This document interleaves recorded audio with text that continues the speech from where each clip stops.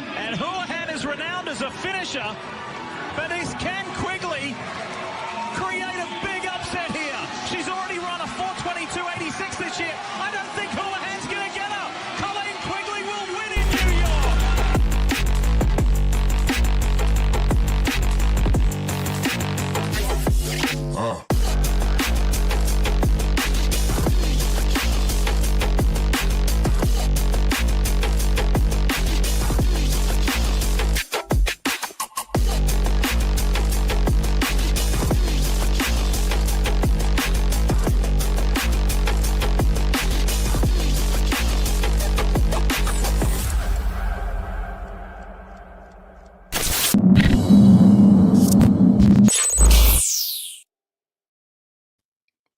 Maverick and Matt Dell, good to see you again. Jake, wow. It's been a while. It's been a while. We are having growing pains here. I feel like it's like we're starting all over. We have not done a Q&A in quite a while, and we got to get back into it. You are correct. And I will say this is a great one to start off with. So unbelievable. Great intro. Really excited to meet Colleen and get her backstory. But what a great, another great job putting together a little short video to give our audience a little bit of background on our guest tonight. Tell us a little bit about Colleen before we bring her on. Do you know a little of her bio? Or? I have a little write-up for her, and hopefully it's somewhat accurate. But before we bring her on, Colleen Quigley, she's an elite American middle distance runner and steeplechase specialist from St. Louis, Missouri. She made a name for herself at Florida State University, earning 9 NCAA All-American honors and winning the 2015 NCAA title in the 3,000-meter steeplechase. After turning pro in 2015, Colleen joined the Bowerman Track Club and went on to represent Team USA at the 2016 Rio Olympics, finishing 8th in the steeplechase. She also continued to break barriers, setting a personal best in 2018, making her the 3rd fastest American woman ever in that event. Beyond the steeplechase, she was also part of a world record-setting 4x1500 meter relay team in 2020. In 2023, Colleen expanded her competitive scope, taking on the challenge of triathlons while continuing to push her athletic limits. Throughout her career, she has been a strong advocate for health, wellness, and innovative recovery techniques. Now she's incorporating ARP neurotherapy technology into her training and recovery, using its advanced direct current stimulation to enhance muscle activation, improve recovery times, and keep her performing at the highest level. And everyone, please give a warm welcome to Colleen Quigley. Colleen, good to see you. Hey guys, wow, who made that video? That was impressive. Jake is a rock star. Colleen, we have to apologize. We have not done a Q&A in almost, it feels like several months. So if this feels like it the first time, it's because it feels like the first time. We're rusty for sure. A little rusty. Well, but no. Me on. And yeah, the video was so fun. I might need to hire Jake for some of my own social media editing in the future. Now that I know that that's a skill of yours.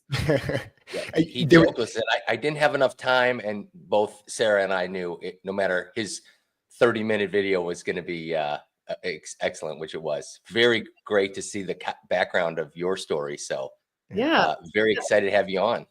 Thanks for having me. Glad to be here. A lot of good stuff. I found out. I knew we were having you on today. Actually, I was in one of our clinics, and believe it or not, I was getting treated by a professional triathlete. Oh no way! She was treating me, and then she informed me, "Oh yeah, you've got a Q&A tonight with Colleen Quigley." And I said, "Oh really? How did you know?" "Oh, I follow her on Instagram and she just posted something." And I said, "Okay, I'm going to tell her immediately that she's got a stalker out there that is following her." So it sounds like you got a pretty good following, but it was interesting to hear that from a therapist telling me, that a little bit about your backstory, which was kind of interesting. So nice. Yeah. So, I have dabbled a bit in triathlon, although I'm making a break back into running and back into track this year. But the triathlon community has been so kind and welcoming to me and just cheering for me during my exploration in that sport. So yeah, a lot of love for the triathlon community.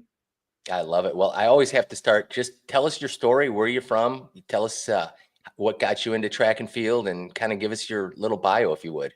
Sure. Yeah. I mean, Jake did such a good job covering the big things. So, but yeah, let's see, I grew up in St. Louis, Missouri. I was playing soccer and dancing as a young girl, and loved those things. But my family is kind of a family of runners. So both my parents ran marathons back in the day, and then my older brother, Dan Quigley, went to the University of Missouri, where he did the steeplechase, which is my event. And then he went pro for a couple years after college as well. And so I feel like I eventually succumbed to the running after a bit, fighting it as a dancer and a soccer player. I fought the running gene for a while, but eventually succumbed to it. Ended up going to Florida State for college, which is where I learned how to do the steeplechase with Coach Karen Harvey and Coach Terry Long. Became a national champion when I was there, a 9-time All-American. And that's where I, got the idea to maybe try and go to the Olympics one day. And I just so happened that I graduated in 2015. And the Rio Olympics were in 2016. And so I kind of felt like it was a reasonable risk to put off like the rest of my life for just a year to train for the Olympics. I thought, this probably isn't going to work, but like, let me just spend a year trying. And then I was studying dietetics in school. So I thought, whether or not I go to the Olympics, it's a year, and then I'll like go do this dietetics thing. And, that will be like my actual career, like who actually runs, for a living. But it turns out I did. Oh, wow. That's great. Did you stay at Florida State then and do your training for the Olympics? Nope. So when I graduated, I found a group that I was really looking for. So my college coach made it clear to me when I went to school that she focuses on her college student athletes, and she didn't want to coach professionals. So the way that our sport works is kind of funny. Some college coaches coach some professional athletes kind of like on the side. So they coach like their collegiate team, and then they might have a group of pros that like probably went to school there and like continue to train there. And my college coach was always very clear that that was not something she was interested in. She really felt like coaching the collegiates is a full-time job, which I completely agree. I think it absolutely, if you're doing it right, that you can't have a family coach in the NCAA, cross country, indoor and outdoor track all year long, and coach a group of professionals and do a good job at all three of those things. They're just impossible. No shade. People do it. I just think it's irresponsible. So she said, I don't do that. And so she was very clear that if I graduated and I wanted to keep running, that I would have to like find a pro group and a pro coach. And at the time I remember being like, oh, don't worry. That's not going to be a problem. I won't do that. So when I graduated, I needed to find a pro coach and a pro group. And I chose a group out of Portland, Oregon. It was called the Bowerman Track Club. And the coaches there had coached the American record holder and like 10-time USA champion, Evan Jaeger, in the steeplechase in the event that I was in. And so I felt confident that that would be a good coaching setup for me. And so I moved from sunny Florida to rainy Portland, and signed a contract with Nike and trained with that group for 6 years. So I trained with them from 2015 to 2021. And then in 2021, I signed a contract with Lululemon, and I had decided to leave. The things just kind of weren't working out with that team anymore for multiple reasons that we can get into if you want. But so then I signed a contract with Lululemon, and I've been working with them as a brand partner ever since then, which has been amazing. And now I do my own thing, and not part of like a organized group. It's just, there's lots of different ways in track and field to kind of, it's an individual sport. It's also kind of a team sport. There's lots of different ways to kind of have a setup for yourself, and everyone gets to, manage that on their own, which is kind of tricky, but it's kind of how it works.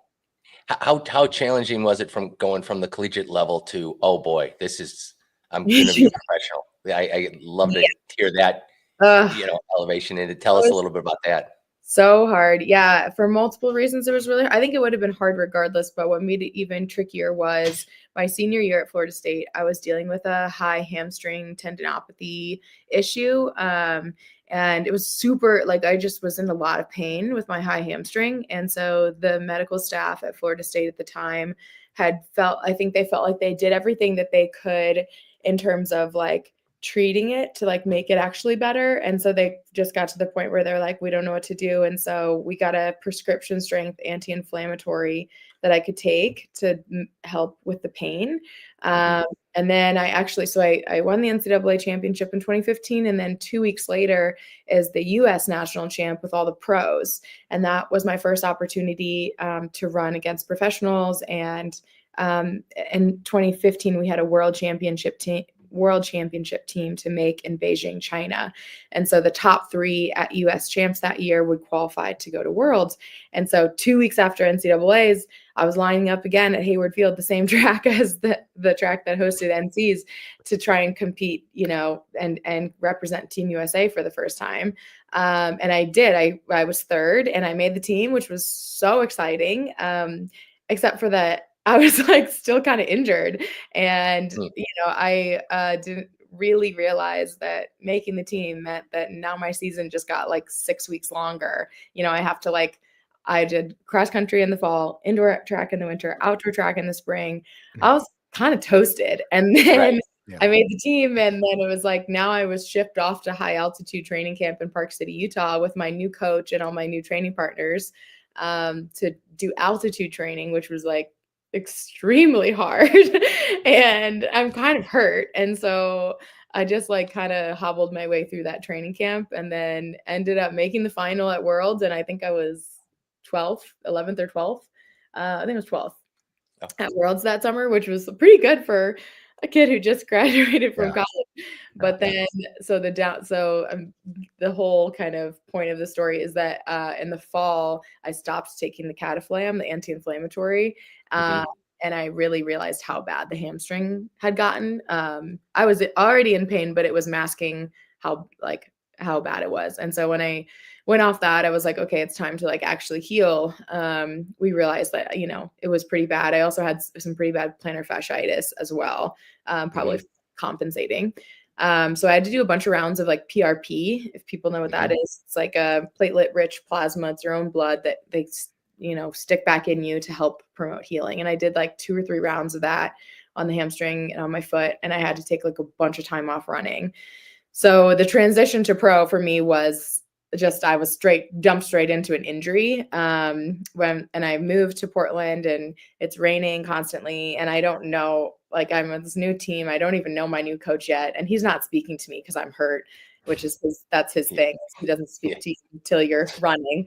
And so I was like, what am I doing here? Like, this is insane. I'm not running. I'm just like going to doctor's appointments. And it was tough. I definitely questioned why am I here? Why am I doing this? This is so not fun and so not what I signed up for. Luckily, there was an assistant coach on the team who was speaking to me and was helping me navigate this. And I had the support of the USA Track and Field national governing body. They were like giving me funding to be able to get treatment and stuff because I was like, a important member of the team at that point. So it was a very tough transition, but I did learn a lot, and I ended up getting healthy about 10 weeks before the Olympic trials, and was able to like train for 10 weeks before the Olympic trials in 2016. And then even in the broadcast for the trials, the announcers were alluding to the fact that I had been in the pool a lot. I started writing a blog. I made a website for myself, and I was like writing blog posts about my injuries and just like storytelling along the way. Cause I just kind of, found myself, being kind of like a storyteller athlete immediately. And so, the announcers were talking about me being like a mermaid because I was calling myself a mermaid in the pool all the time. So they were like, she's splashing her way to Rio. Like, love it. So my first year as a pro was filled with challenges and figuring out ways to navigate through injury and all that. And all of a sudden you're on your own and you're just meant to like figure all that out on your own, which is tough at I think the most depressing part of that whole story was placing third, thinking, okay, I finally arrived. I get to have a break. And it's like, oh no. Yeah. Sorry, Back young in the lady. game. It's like, now it's time to really go to work. Yeah, for So sure. Yeah, that is, exactly. I can tell you, just the going through this and working with so many professional athletes and collegiate athletes, watching the Olympics is probably the most stressful experience for me, just as a spectator, because the amount of time and energy and hours that are put into those moments. And I always look at it and going, how, as an Olympic athlete, to be able to train as hard as you have to train, and then to taper to the point where you are in perfect condition for that one moment, the stress level of before that gun goes off, Yeah. as somebody that watches, a viewer, Yeah. I can't comprehend it, because it's like, how is that as a professional athlete when you've put know. all this time and energy into that one moment? Yep. Give the listeners and everybody on tonight a little idea of your insight to the mental toughness necessary for that moment. Yeah, it is really amazing when you think about like the years and years, because like for track athletes, especially, the Olympics is everything for us. Like I think there's some sports like gymnastics or swimming or track that like we don't have a Super Bowl, like we don't have, any other the Olympics is everything. We have a world championships almost every year, but people don't really care about that. So it's like the Olympics are everything for us, and it only happens every 4 years. And you definitely can get caught into this like kind of trick of only finding value in your career, or even worse, value in yourself, if you've gotten to that level and if you've gotten to the games. And then for some people, it's even like you got there, but you didn't get a medal, or you didn't make the final. If there's rounds and you were out in the first round, you feel like you were a failure. You're at the Olympics and you still feel like you failed, which is super common. And it's actually a really, it's a really serious and actually very common thing for Olympic athletes to experience, what they kind of call the Olympic blues afterwards. But it's a real mental health crisis, because I think it's so easy to kind of tie your self-worth to what you're doing and how you perform, and like doing this big thing that everyone really admires and is rooting for you and thinks is so cool. And then you do the thing, or if you don't do the thing, that's one thing, you don't make it. But even if you do the thing and you go there and you're like, I did it, and then you realize, oh my gosh, like it didn't change anything for me. Yeah, I'm not. now what? Right. I don't have any more self-worth than I did before I went. And I thought this was going to change my life. I thought, whether it's like, like you thought you were going to get more sponsorships, or that you were going to have more friends, or like however you thought your life was going to change after the Olympics, a couple months later, you realize nothing changed really. Yeah. And so it can be a really tough time.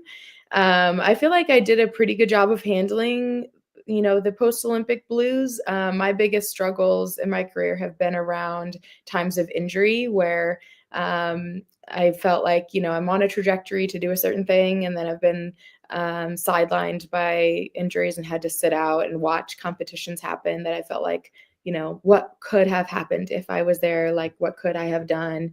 Or just, being in a pool, staring at the friggin' black line at the bottom of the pool for an hour and trying to motivate myself to do the cross training that I need to do so I can stay in shape, so I can get back into competition as quickly as possible as soon as I heal, and like all those types of things. And that's kind of been more my mental health struggle. But it is like a performance, feat to even just like go to the Olympics, even though it feels like, for a lot of people, that never feels like, no matter what you do, it just never feels like enough.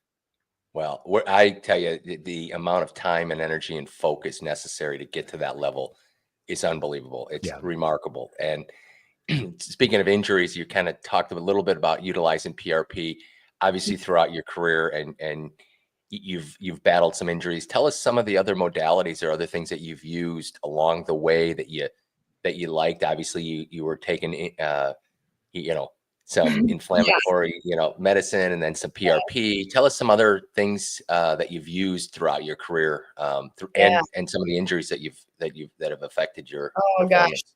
Yeah, I mean, I feel like if you name it, I've probably tried it. Okay. Which is actually one thing I was really excited about ARP because I was something I hadn't tried. Mm. I started working with, so, I've kind of done all like, yeah, literally if someone who's just like a regular athlete can think of something, I've definitely tried that.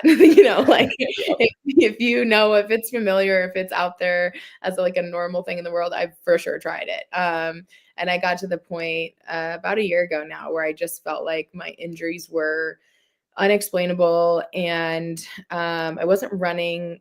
Back in the day when I was like really kind of at my, I would say like my peak athleticism, fitness, whatever. I was running like 80 to 90 miles a week, doing 2 workouts and a long run, and just like putting a lot of strain and stress on my body.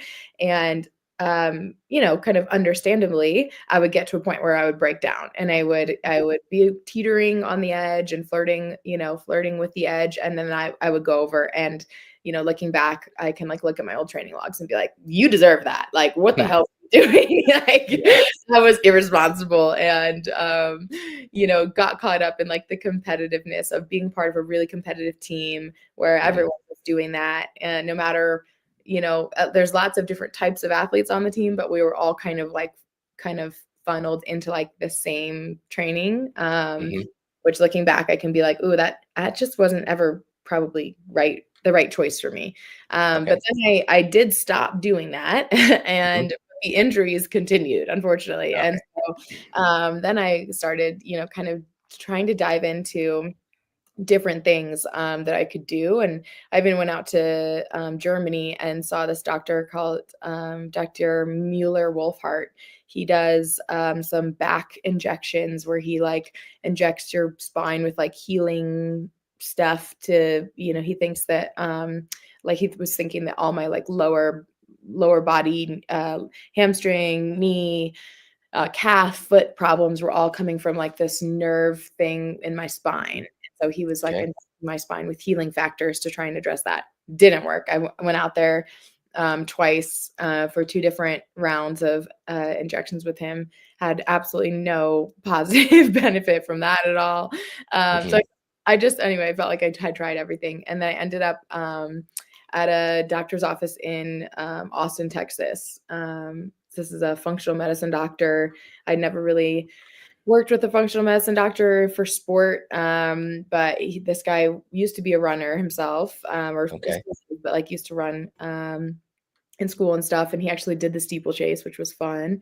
And he treats a lot of both professional football players as well as professional track and field athletes.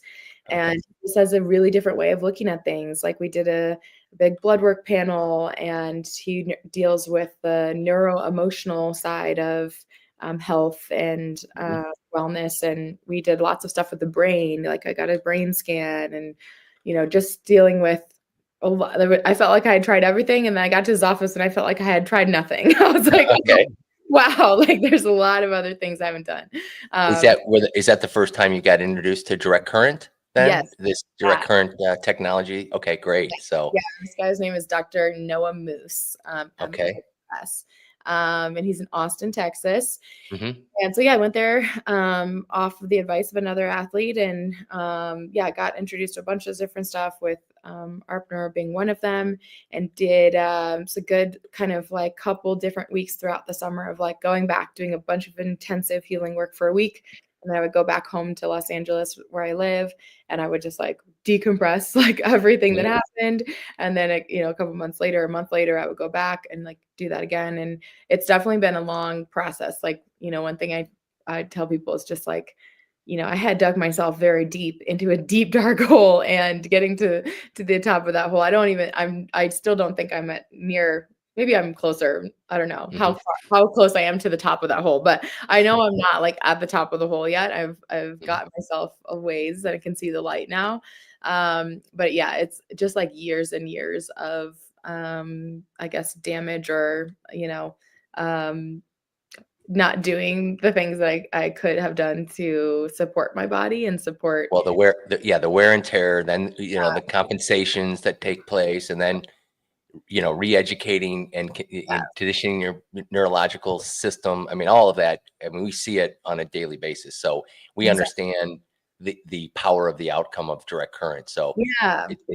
that's kind of exciting to hear that you kind of, after all that trials and tribulations, that you were able to actually, discover the direct current and utilize that to kind of recover. How often do you use it currently? Do you just go back and forth to Austin, or do you have an over-the-counter device or your own device? Tell us. I have my own device from you guys now. Okay. Oh, good.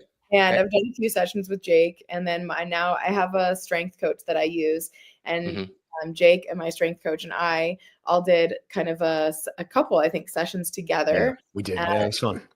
Yeah, so that he could understand, my strength coach could understand how to use it best with me. And I do sessions with him twice a week, and we use it during those sessions. And then I use it on my own every day before I run. I just do like 5 or 6 minutes to, go through some range of motion stuff. I'm 32, so I can't just wake up and run like the way that I used to. I gotta do a warm up. Give it time. Give it a few more years. You'll see even more things accumulate. Yeah, that's awesome. So every day before I run, and then I am working on a new project right now, and I find myself in the afternoons just doing a lot of calls, or spending time doing emails or working on this project on my computer. And I just have my ARP set up. I'm using it right now, actually. That's awesome. I love it.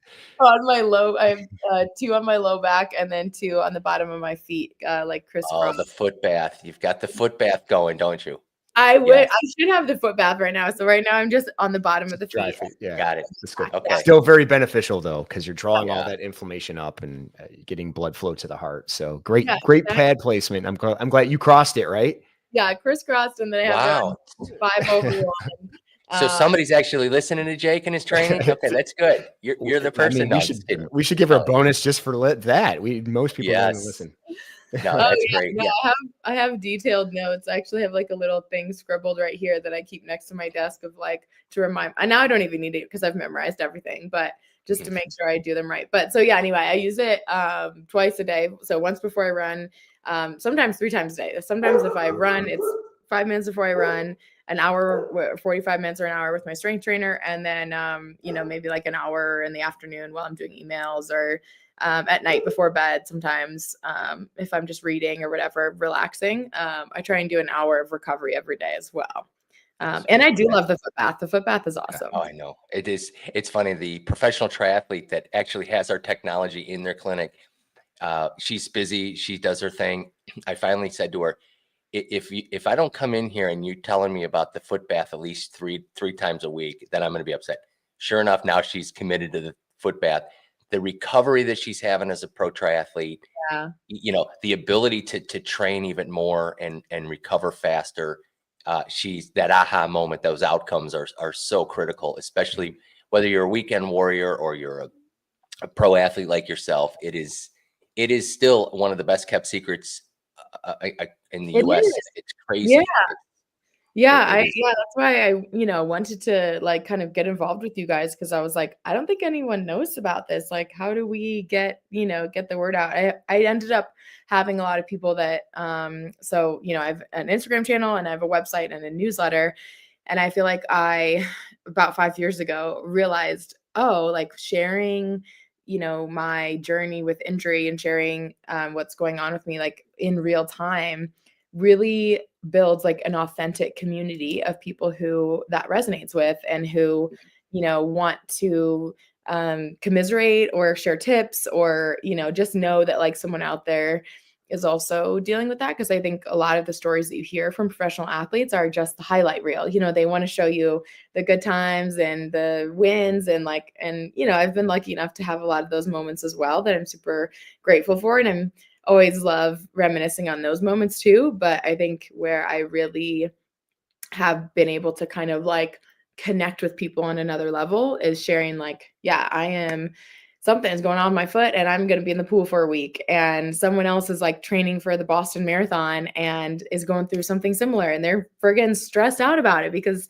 that's their version of the Olympics. And they're like, I don't know what I'm going to do. And so then I can be like, well, here's what I'm doing, or just even telling them like, don't be afraid to just like take 3 days off. Like you won't lose fitness, just let whatever's getting flared up needs to calm down. I'm going to take 3 days off. Like, don't be afraid to do that. And just kind of like being a support system for a lot of, people who have never even met before has been really cool. So yeah, I love being able to like share, hey, I found this new tool. It's been really like helping me with, you mentioned like compensations and like kind of picking up compensations. And then for me, it's like, I couldn't figure out how to stop doing, to retrain the body to just like go back to normal. And I think I'm not the only one, obviously dealing with that. So anything that I find that I think is like truly genuinely been helpful, I'm always like eager to share, just so that, someone else who's in pain or dealing with stuff can have all the tools that, that are out there. Yeah, I think we're starting. Go ahead. I'm sorry. What was the aha moment for you, Colleen, after you got treated from a doctor that you decided you wanted to bring it in and have it, all the time at your house? What was that moment that you're like, okay, it's worth it for me to have this all the time and actually train with it? I think Dr. Moose did a really good job of explaining to me like why this would be helpful for me in particular, to kind of like set me up to go into it with like, it's like some buy-in or whatever, but there's just like nothing that can like sell you as well as just experiencing it like you just have to experience it for yourself. Like I remember doing, actually, what was really cool is I did like a very brief introductory session with you, Jake. And then I went for a run right after that. And I remember being like, what the hell? Like I definitely like felt different. And I felt like I was moving better. And I just didn't expect it to be that. I've come to appreciate that like good things take time, and, I'm like dedicated to the process, and it's not going to help right away or whatever. But I was like, no, that helped like right away, which was really cool. And then being able to like learn throughout like the last like 6 or 8 months, I almost like becomes kind of intuitive with like how to use the machine and like how my body feels or like what might be popping up. Like right now, I stepped off a curb funny last week and I pulled my hamstring. And so now I'm so dumb. I'm like, terrible. Someone needs to push you around in a wheelchair until competition. We're gonna have to, Jake. We're gonna have to cut that out of this Q&A. I mean, she's a professional athlete, for crying out loud. There's no way she's coming off the curb wrong. Come on, exactly.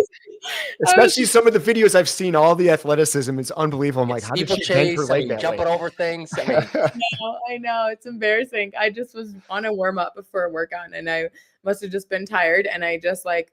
I stepped on the curb where like I didn't get my whole foot on it. And so then it like slipped off and I like caught myself. Like I didn't fall down, but I should have just let myself fall because I like caught myself with my hamstring. And then I was like, oh shoot. Yeah, it's always the most unique things. It's never anything. I shouldn't say never. It's more oftentimes it's something like that though. Yeah. I know I'm used to the overuse injuries. I'm used to the like, the gradual build things where things are just like, it's a little worse today than it was yesterday. And then it's a little worse, but this was like it had like happened in a moment. But anyway, so then I'm like, okay, how do I use this device to help, in some, like kind of a acute recovery thing. But it is kind of cool that I feel like I've gotten to the point where like, I understand how it works so that I can kind of like, everyone's body's different. Everything you're kind of dealing with is different. And I've loved what I've learned about different recovery protocols or different, like bounce ideas off Jake. We just had a call like last week I was like, want some more ideas around this or that. But I think it's kind of fun to also, you get to the point where you feel like you understand your body better. And it gives you kind of that like sense of like ownership over, over your process and your wellness process and stuff, which I think is really cool. Cause I think one thing that I really struggle with injury is feeling like out of control of that, and like feeling like kind of at the mercy of like a health care person or, oh, I'm like, this is hurting. I got to go see someone. But I think this device helps me take a little bit of that control back, and like I can help myself, in a lot of ways, if I know how to use this tool to, to help me recover, to move through whatever is like stuck or tight or whatever needs more recovery. And I think that's probably not talked about enough, is like taking some of the power back to be able to help yourself is like, I mean, that's super important. Yeah, I think you hit the nail on the head. I mean, this technology has been around for 20 plus years. All professional athletes. That's the problem, because a lot of professional athletes aren't as open as you are. Mhm. And whether you're in the NFL or MLB or NBA, these guys, their livelihood is dependent upon that. And as you know how competitive that world can be, Yeah. it really isn't discussed most of the times until after their careers are over. Yeah. Now with these Q&As and where we're going, we've got probably over getting close to 200 clinics across the country.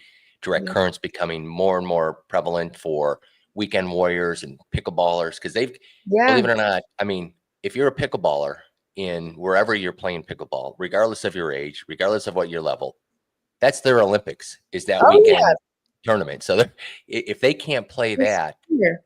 so they're starting to take over this control. Yeah. And it's about taking control. And I think we're starting to see that. You're starting to see a change in everything for modalities. People are starting to realize, okay, I've got to start listening and looking out for myself and figuring out a strategy where I can have a little more control versus, it's amazing how many, clinics out there, PT, they're still doing the old modalities, or they're doing the same thing. And now it is discovering this new technologies out there like direct current that's going to help, whether it's a clinic, PT, professional athlete, weekend warrior, the Yeah. ability to kind of take control to get them back to what it is that they want to do. But Mhm. Colleen, this has been a phenomenal interview. I'm so sorry that Jake and we are so rusty with this. It's Oh, ridiculous. not at all. I do have one. Since we're rusty, I could ask this reckless question, because I'm like, she's probably been asked this 1,000 times, but I still want to do it because it draws you back all the way to high school. And in my opinion, it requires somebody who just feels like there's a destiny on a certain direction. And you were in a fork in a road. You probably know where I'm going at this point. And you had an opportunity to go to college at Florida State. But then Yes. you had another opportunity to go to New York and pursue modeling, Yeah. and you chose Florida State. Yes. You mind if I ask, what was the thing that drove you that way as opposed to the other way? Because Yeah. you certainly could have done just as well the other way. Yeah, But you all chose good. this I way. don't mind that question at all. Yeah, so when I was in 8th grade, I was dancing, and my dance teacher kept bugging my mom about getting me into like modeling stuff. She had done some modeling herself, and she was like, "I think Colleen would be good at this," and whatever. She was like kind of pushing us that way, and my mom was just like, absolutely not. Like, no, I don't want my daughter to do that. And fair enough, like seeing a lot of the downsides of that world, and just wanting to make sure that I didn't succumb to any of the negative stereotypes around just being judged off your appearances, or going to auditions and getting rejected. And but I did end up wearing her down, and because I wanted to do it, I thought it'd be fun. And so my freshman year of high school, I started modeling for I had an agency in St. Louis where I grew up, and then I also had an agency in New York called Wilhelmina. And I did that all throughout high school. I probably missed around like 20 or 30 days per semester of school to go travel and go do modeling gigs, which was super fun at the time. I mean, one of my parents went with me for every gig I did. So I was always like really well supported. And, I was embarrassed by that at the time, but looking back, I'm like really glad that they did. Cause, I have no horror stories of, anything bad happening to me or anyone taking advantage of me. And I'm sure that's because I had a parent there the whole time. And my stories with that always just are positive, and including traveling to crazy places that I never would have been otherwise. Both my parents, I just grew up middle class, and both my parents are teachers. And we did like camping vacations in the summer with our like Coleman pop-up camper. We didn't like do crazy trips. And so I got to like, go to like the Bahamas and like New York and London and Turks and Caicos and Paris with my dad for spring break one year. We spent a summer in London one time with another agency called Storm. It was so fun. Like I just had I had a positive experience, had so much fun, and met a bunch of cool people, and just had a blast, and made some good money, not to mention, which was great for later, to just sock away for later in life. So all that being said, when it came down to decide between running and this like glamorous modeling life that, you know, I'd been sold the dream of, like, after high school, you're going to finish high school, you got to finish high school, and then you're going to move to New York and you're going to like do this full time. And I was like, yeah, that sounds great. And that was the plan until my senior year of high school. And then I felt like the running kind of took off more. And I won a couple of state titles my senior year in the state of Missouri, which, you know, it's not California as far as running competitiveness goes, but decent. And I got some attention from colleges, and I got a full ride to a few different schools. And so then I had the fork in the road of, do I take the scholarship and go run in this program, you know, this thing called the NCAA? I didn't even like understand what that was at the time. Or do I go to move to New York and, you know, become rich and famous? That was like, you know, that was the dream. I think what it really came down to was just like, in track and field, my senior year, I hadn't won a state title yet. And I won the 1500 and the 3200 in the state of Missouri. And I felt so friggin' proud of that accomplishment. Like, it just meant so much to me. At that point, I was taking running a lot more seriously than anyone else on my high school team.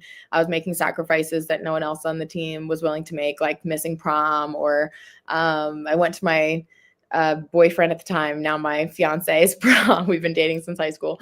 I went to his prom, but I had to leave at like 10 p.m. because I had to go to sectionals the next day to try and qualify for the state meet, you know, stuff like that I did because I really cared about it. And then when I got to the state meet and I, you know, got to like win, that was just, I don't know, it just felt like that was so cool and like felt so good. And it felt like I worked so hard and I achieved my goal. And the modeling was always really fun, and I always had a fun time and a good time, but it never felt like satisfying in the way that running did. It never felt like I worked really freaking hard and I did that. It was hard work, but it felt like more you know, I have a lot of gifts as a runner that makes running a lot more fun for me than some people. But for modeling, it just felt like I was just born with blonde hair and blue eyes, and I was 5'9", and that was just what people thought would look cool in a catalog, you know, like this just felt like a random thing that I didn't really earn as much as like I worked really hard and made a lot of sacrifices on the track, and I have talent there, but I like used, you know, I like worked hard in order to achieve it. And so I think that's the simplest, you know, way of saying it, is like, it just felt like something that I earned versus something that I was just kind of given. Well, and we never would have met you. Because I tell you what, brought us together. Yeah. Now I understand why you have so many followers, and that a therapist in my own clinic is following you. But to that being said, and let's see if Sarah's still awake. How can people follow you on Instagram? What is your Instagram? So my event on the track is called the steeplechase, and my last name is Quigley. And my college coach called me Squigs. So my Instagram is Steeple Squigs. It's a little bit of a puzzle, but if you type in, there you go. If you type in Steeple, awesome. It'll pop up. And then I also have a website that's just my name, ColleenQuigley.org.